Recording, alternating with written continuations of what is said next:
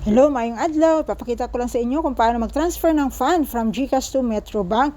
Yan, mag-sign in tayo sa ating GCash.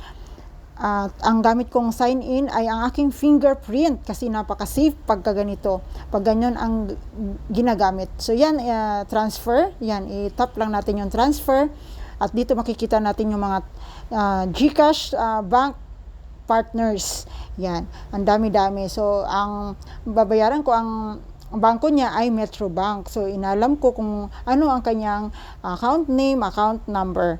So yan, alamin nyo lang. So sa Metrobank pala ay 13 digit ang kanilang account number. So dito nga ay napaka-convenient and hassle-free. Hindi mo na kailangan pumunta dun sa babayaran mo or mag-deposit ka pa sa bangko, pupunta ka pa sa bangko, or sila ang sisingil sa'yo. So through GCash ay napaka-convenient and hassle-free. So 15 pesos lang po ang charge pag ganito. So yun, double check nyo ng maigi at confirm. I-hide ko lang yung akin kasi ito ay actual na po na payment.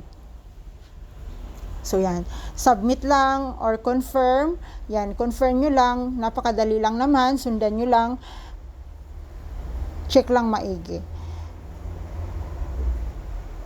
So yan, at pagka ina-second, makaka-receive tayo ng OTP, one-time PIN. So i-kopyahin lang po natin yun at i-submit.